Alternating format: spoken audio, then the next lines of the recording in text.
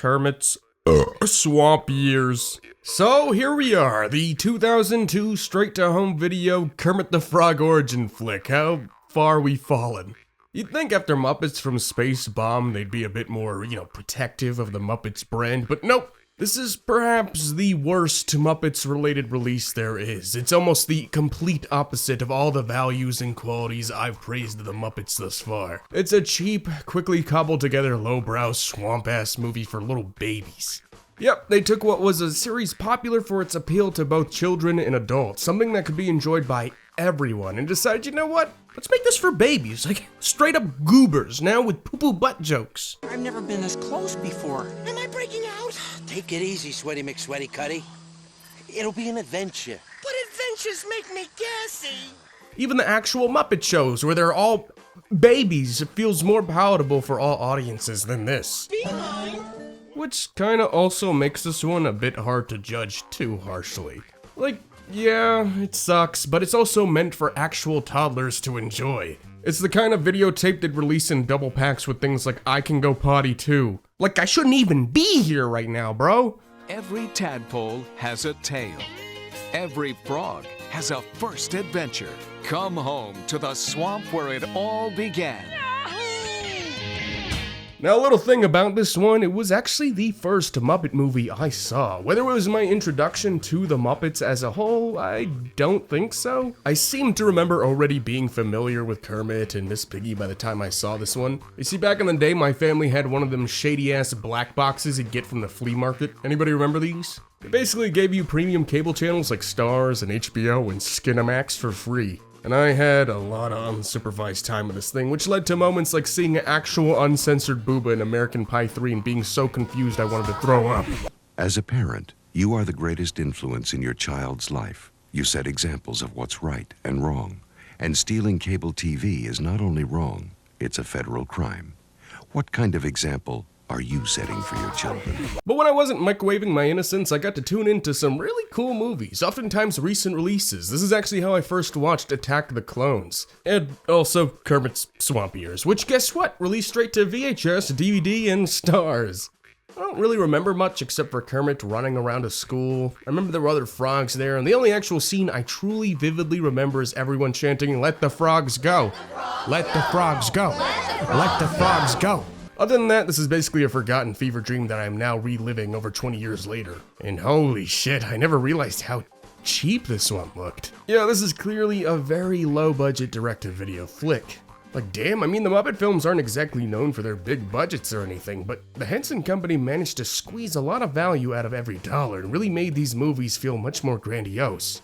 Here it's like they got handed a handycam from Circuit City and a few spare Muppet props. It almost resembles like a fan film or like a regional cable show. The opening shot of this Muppet movie, by the way, is a CGI fly. The first character we see in a Muppet film is a computer-generated fly singing a skibbity toilet. And seeing that this is indeed the Batman Begins of our favorite little frog, we visit a young Kermit hanging in his little swamp. Now at this point I was really skeptical of how Kermit was going to carry a Muppet movie by himself. I mean, part of the appeal is the chaos of the ensemble working off of Kermit's sort of straight man act. So of course we get introduced to his two new, or I guess old buddies, Croaker and Goggles. Together they form a trio that resembles both the Trailer Park Boys and Superbad. They're okay, I guess. Goggles is the little wimp character, pretty annoying, while Croaker can be kind of funny, being the more sarcastic one. That was a close one. Are you okay, Croaker? Croaker, are you all right? Are you okay? Yeah, I'm just a little tired. And what do you know, we get introduced to our first two human characters of the film, an evil science teacher and his assistant who want to capture frogs for dissection. And from there, the movie just kinda meanders. They stretch this one out, like every scene as much as possible. It's like they knew they really only had maybe 35 minutes of actual plot to work with, so they just start stalling to reach that 90-minute runtime. It doesn't really matter as long as they can keep dangling these keys in front of your Gerber baby to keep them distracted before they try to eat more of your couch cushion. I forgot about potty time. Ooh, Kermit and friends are thinking of leaving the swamp. Oh, they don't. Oh, but they might do it. They don't. Oh no, Kermit and Croaker just got separated. No, never mind, he literally finds his friends in the very next scene, like an actual 10 seconds later. This movie is the cinematic equivalent of those hidden loading screens they throw in every game now where you gotta wedge through a tight space. So Goggles and this bully bullfrog named Blotch get taken by his pet shop owner. Now Kermit's gotta save him.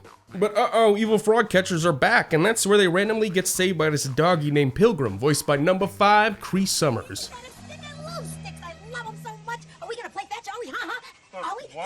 You know what? This dog puppet looks pretty good. It's like too good that it becomes kind of unsettling in motion. There was a show in the 80s by Jim Henson called The Storyteller.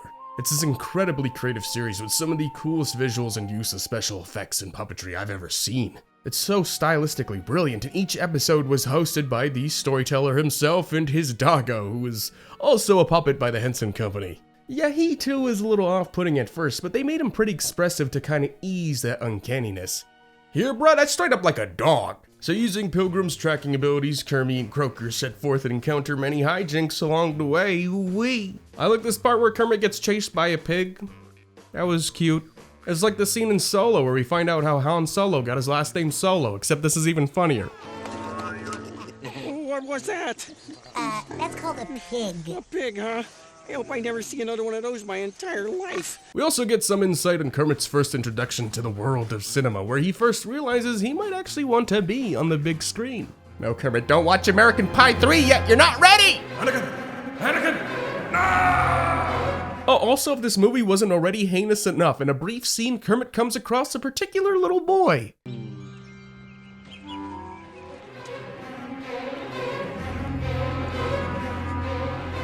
Oh my god. Oh, by the way, this movie takes place in the year 1958, supposedly. Would anyone ever guess that?